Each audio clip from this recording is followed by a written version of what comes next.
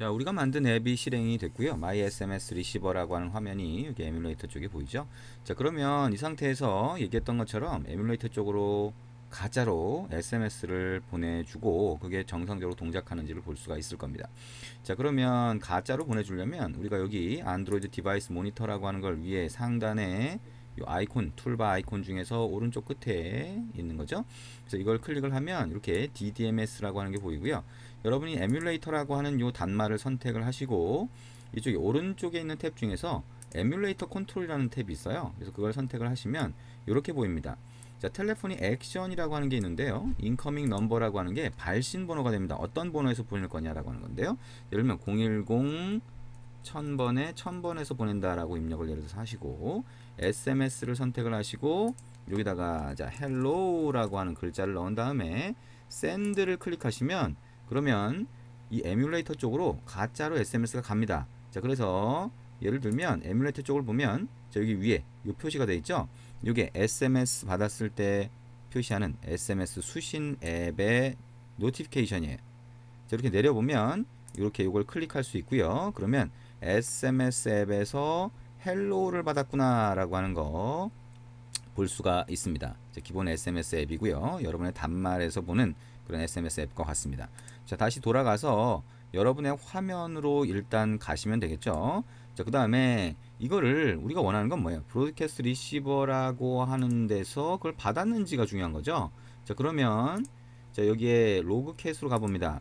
자, 로그캣. 자, 에뮬레이터 선택된 상태에서 여기 로그캣이 있고요. 그 다음에 여기에 우리가 에디트 필터 컨피규레이션 한번 눌러볼까요? 자, 그리고 패키지 이름이 아니라 여기다가 우리가 아까 뭐였어요? 태그 이름으로 구분했죠? My SMS 리시버라고 하는 걸로 구분을 했고, 자, 그걸 가지고 OK를 누르면 자, 이렇게 온 리시버 호출됨이 자, 로그로 떨어진 걸 볼 수가 있습니다. 이거 어디서 찍은 거예요? 여기 My SMS 리시버라고 하는 브로드캐스트 수신자를 만들고 그걸 매니페스트에 등록했기 때문에 이게 호출된 거죠. 자, 여기까지 이게 왜 호출됐는지 잘 한번 이해를 해보시면 되고요. 자, 이거는 우리가 버튼을 클릭해서 시작시킨 것도 아니라 그랬죠. 여러분의 앱이 설치가 되면 그러면 시스템이 알아서 그 상황이 됐을 때 자동으로 호출해 주는 겁니다. 자, 그래서 조심해야 되는 부분들이 있는데요. 자, 어떤 게 있냐면 서비스나 브로드캐스트 수신자라고 하는 거는 우리가 화면이 없어도 동작을 해요. 그래서 자, 지금 이런 경우를 한번 보자. 지금 화면이 없어요. 자, 화면이 없는데 우리가 이 브로드캐스트 리시버 쪽으로 자, 뭐죠? 단말 쪽으로 에뮬레이터 쪽으로 SMS 데이터를 보내면 이게 호출이 됩니다. 그럼 이 상황에서 우리가 화면을 한번 띄워 볼게요. 화면이 뭐예요? 액티비티입니다. 그죠? 액티비티를 한번 띄워볼까요? 예를 들어서 자, 인텐트를 하나 만들어 볼게요. 인텐트라고 해서 new 인텐트 그 안에다가 처음에 컨텍스트가 전달되죠. 자, 위에 보면 컨텍스트가 있습니다. 자, 컨텍스트를 하나 전달하고요. 근데 컨텍스트가 뭐예요? 라고 이렇게 물어볼 수 있는데요. 컨텍스트는 우리가 뭔가 동작하는 기능이 있으면 그 동작하는 기능의 주변 정보를 담고 있는 객체다라고 보시면 돼요. 예를 들면 버튼이 있다라고 하면 버튼의 주변이 뭐냐? 그거는 버튼이라고 하는 게 화면 구성 요소이기 때문에 화면 구성 요소로서 화면이라고 하는 게 컨텍스트가 될 수 있어요. 그래서 버튼 입장에서 보면 액티비티라고 하는 화면이 컨텍스트가 될 수 있거든요. 자, 그게 이제 컨텍스트라고 하는 겁니다. 그래서 주변 정보를 알 수 있도록 해주는 거. 자, 자세한 내용은 자바 플러스 안드로이드 책에는 자세하게 되어 있는데요. 계략적으로 설명을 하면 그런 내용입니다. 그래서 인텐트 같은 경우에도 컨텍스트 객체를 항상 전달하도록 되어 있고, 그 다음에 버튼 같은 UI 구성 요소도 항상 컨텍스트 객체를 알고 있어야 되게 되어 있습니다. 그래서 우리가 get application context 같은 메소드를 쓴 건데요. get application context는 액티비티처럼 버튼을 담고 있는 컨텍스트 외에 여러분들이 이 앱에서 사용할 수 있는 일반적인 컨텍스트를 참조하고 싶다라고 하면 get application context를 호출하시면 돼요. 그리고 여기처럼 SMS 리시버는 on receive에 아예 컨텍스트라고 하는 객체를 전달해 줍니다. 그래서 이걸 사용하시면 되고요. 자, 어쨌거나 컨텍스트 객체 다음에 뭐가 와요?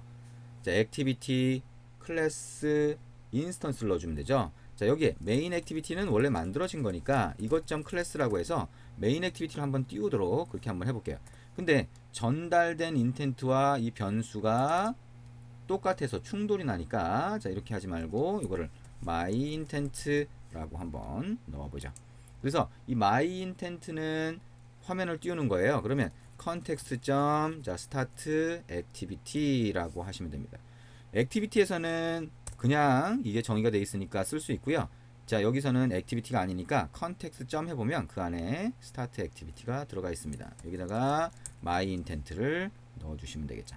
자 그러면 메인 액티비티라고 하는 액티비티 화면을 띄우는 코드가 됩니다. 근데 이대로 그대로 하시면 에러가 납니다. 왜냐?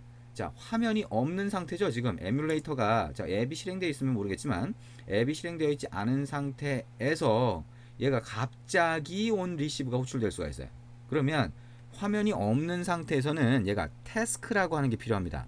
그래서 안드로이드에 태스크가 필요하기 때문에 얘가 화면을 띄우면서 태스크라고 하는 걸 만들고 띄운다라고 하는 그 기능을 동작시키기 위해서 이 myIntent라고 하는 인텐트 객체에 플래그를 추가해 줍니다. 자, add flag, 우리 플래그 했었죠? 옵션 정보라고 보시면 돼요. intent라고 하는 걸 이용하기 전에 옵션을 넣어준다. 그 옵션은 자, intent 점 보면 대문자 F로 시작하는 플래그들이 쭉 정의되어 있어요. 그 중에 지금 얘기한 것처럼 화면이 없는 상태에서 화면을 새로 만들어 줄 때는 new task라고 하는 옵션을 넣어줍니다.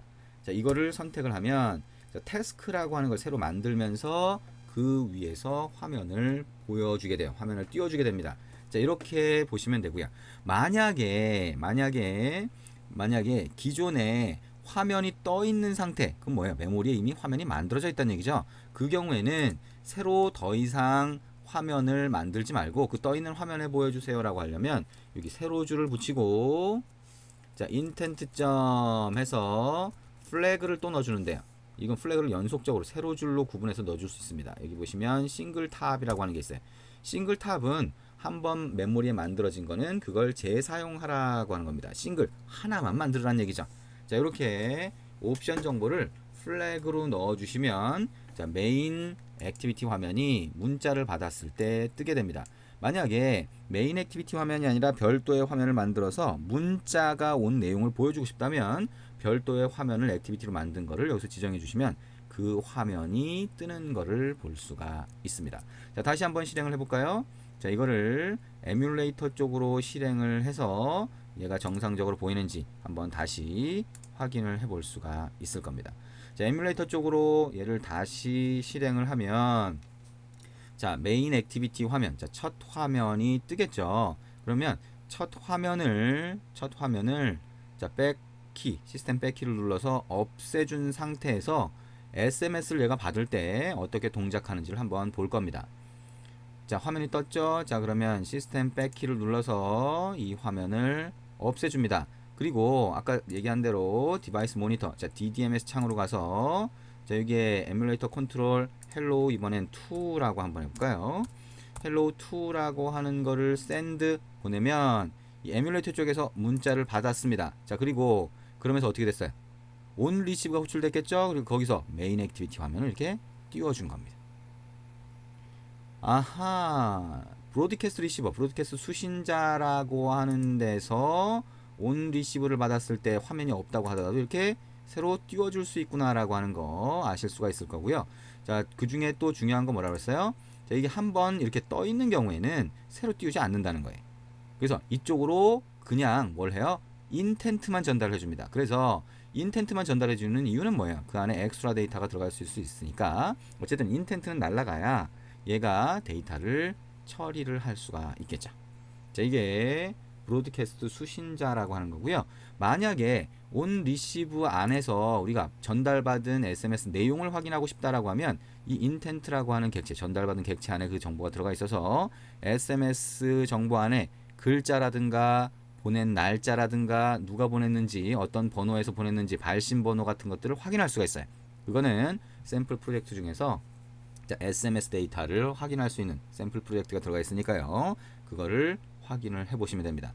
거기 안에서 SMS 데이터를 뽑아내는 그 다음에 발신 번호 같은 거 뽑아내는 코드가 있으니까요. 그걸 그대로 복사해서 사용을 하시면 됩니다.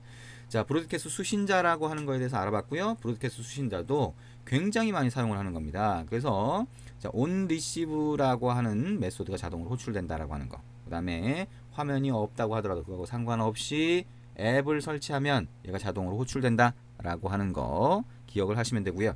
자, 혹시나 이 브로드캐스트 수신자라고 하는 게 또 새로운 프로젝트를 만들어서 등록을 하게 되면 SMS를 받았을 때 여러 개가 실행이 될 수가 있어요. 그래서 여러분이 좀 혼동되지 않으려면, 헷갈리지 않으려면 똑같은 요 기능을 조금씩 수정을 해 가시되 이거를 기존에 있는 앱을 삭제를 해 주셔야, 그죠? 그래야 헷갈리지 않습니다. 무슨 얘기죠? 얘는 시스템이 앱만 설치되면 어떤 앱이 설치되든 간에 전부 다 브로드캐스트 리시버에 온 리시버를 호출해 주기 때문에 여러분이 똑같은 기능을 담은 거를 여러 개를 앱을 만들어서 설치를 하면 어떤 게 호출되는지 헷갈리는 경우가 많아요. 그래서 단말에서 책에 보시면 앱을 삭제하는 방법, 그 방법을 통해서 브로드캐스트 수신자라고 하는 거는 되도록이면 혼동되지 않게 삭제를 해놓고 새로 만든 거를 실행을 해서 확인을 해보시는 게 좋겠다라고 얘기할 수 있습니다. 자, 브로드캐스트 수신자에 대해서 같이 한번 알아봤습니다.